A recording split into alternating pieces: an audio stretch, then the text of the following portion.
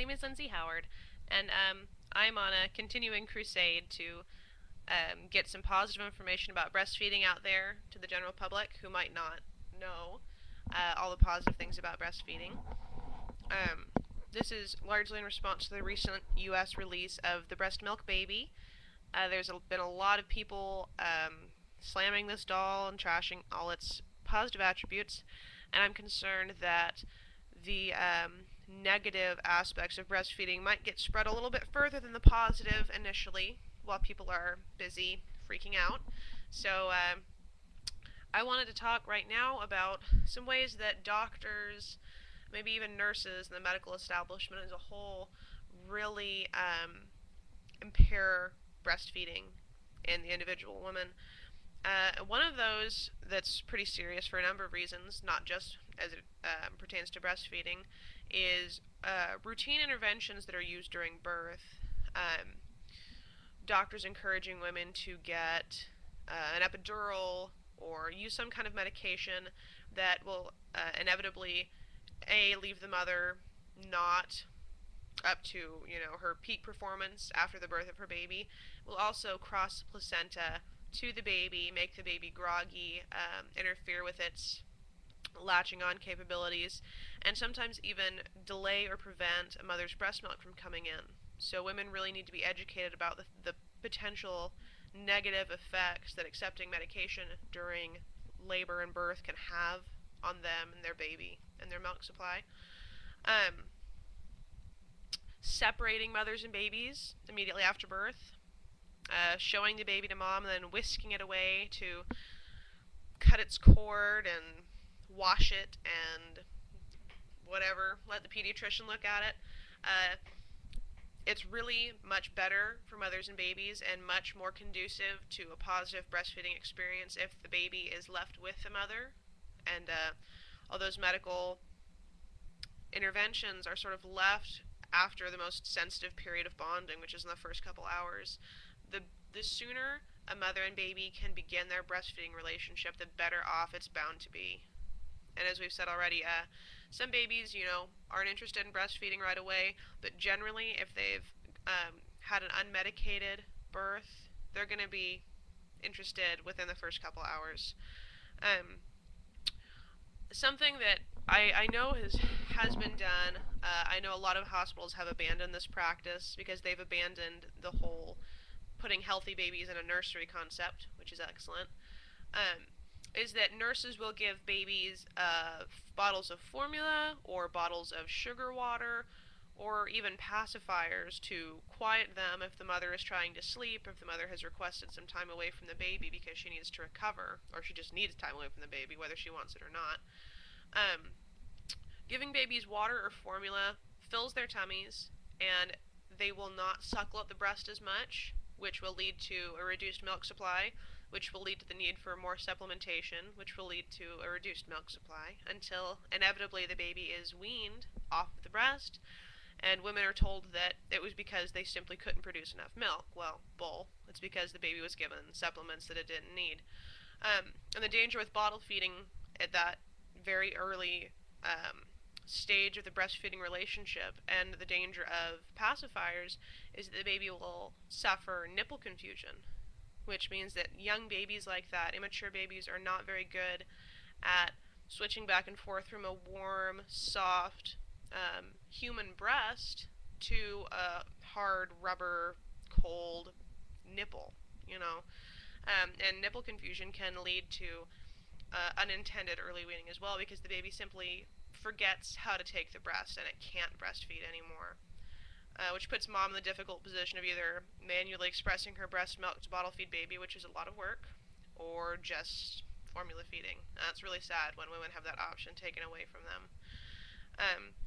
A lot of doctors will potentially unknowingly negatively influence mothers who are being sent home from the hospital with their new babies. They're very emotional in that early postpartum period. They're very easily influenced by the opinions of people who appear to be professionals, and a lot of hospitals will send mothers home with a giant box of formula samples.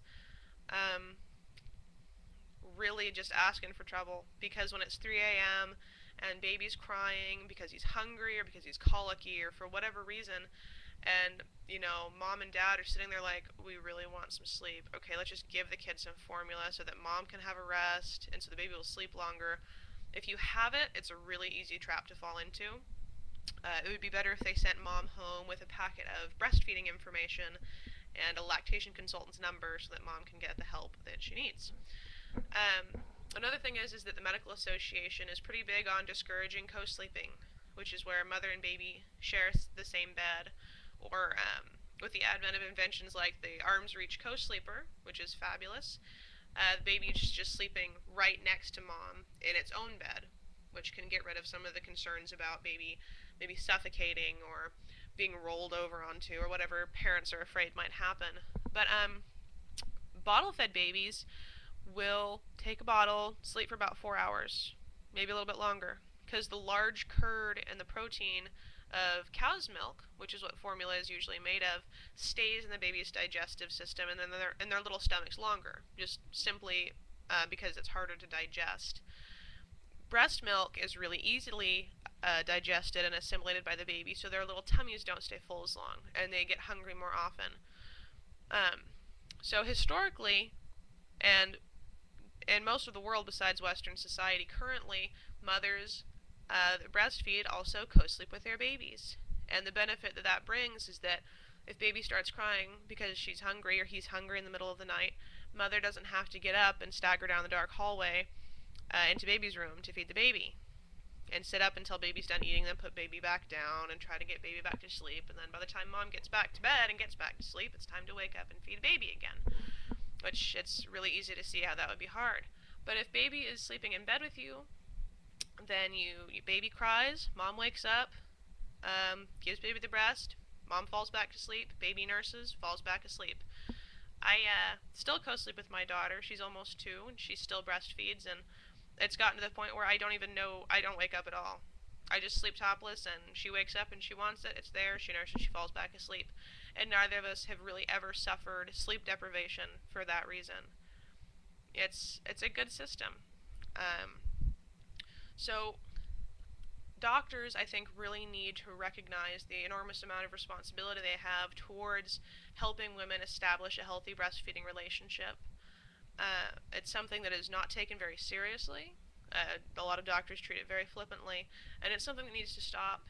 And I believe that if it's going to stop, it's going to sort of be a grassroots movement where people are going to have to start saying, listen, we want our young mothers educated. We want what's best for our children. The people are going to have to approach the medical community and say, listen, we're tired of being lied to. We're tired of you caring more for the formula manufacturers than you care for us, than you care for your patients. And a really good start towards this movement is the introduction of the breast milk baby, this doll that actually comes with a little top, and the little girl breastfeeds the doll instead of the doll coming with a plastic bottle and encouraging, formula feeding, bottle feeding. You can see this doll, purchase this doll, support this doll by going to www.thebreastmilkbaby.com. And I think that anyone who has the interests of mother and child in their mind and their heart will support this doll, will speak out against people who are bashing nursing and saying that it's disgusting and inappropriate, because it's simply not. The people have a real responsibility for their health and for the health of their children, and that's something that we are forgetting. We're handing responsibility for our health over to the medical institution, and that needs to stop. We need to reclaim responsibility for the continuing health of our children and our grandchildren.